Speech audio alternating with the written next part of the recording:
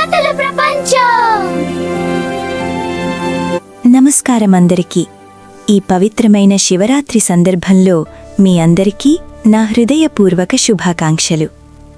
హిమాలయ పర్వతాల సమీపంలో విద్యాధరుడు అనే ఒక తపస్వి నివసించేవాడు.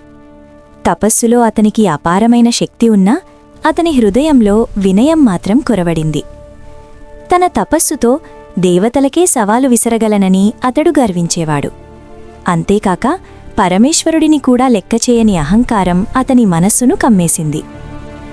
కాలం గడుస్తూ ఉండగా ఒక పవిత్రమైన శివరాత్రి రాత్రి వచ్చింది. ఆ రోజు కూడా విద్యాధరుడు తన సాధారణ దినచర్యలో భాగంగా అడవికి వేటకు బయలుదేరాడు.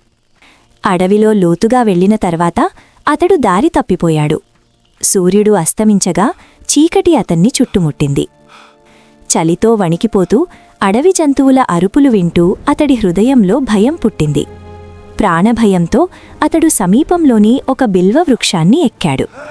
చెట్టుపై కూర్చొని రాత్రంతా భయంతో వణికుతూ అతడు తెలియకుండానే బిల్వ ఆకులను తెంచి కింద పడేయసాగాడు. కాని అతనికి తెలియదు, ఆ చెట్టు క్రింద ఒక పవిత్రమైన శివలింగం ఉందని. ఆ ఆకులు నేరుగా శివలింగంపై పడుతున్నాయని కూడా అతడు గ్రహించలేదు.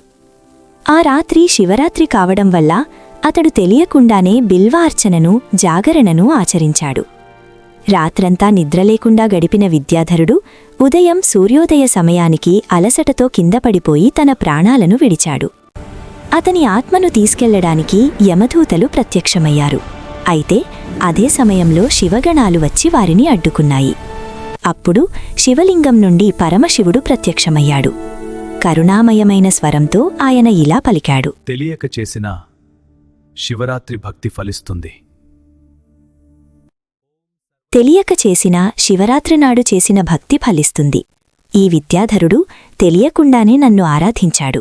అతనికి మోక్షం ప్రసాదించబడుతుంది.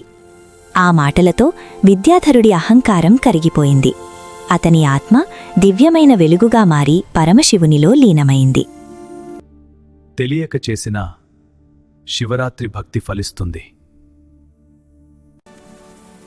Like, share, subscribe to my channel and comment below and click the bell icon.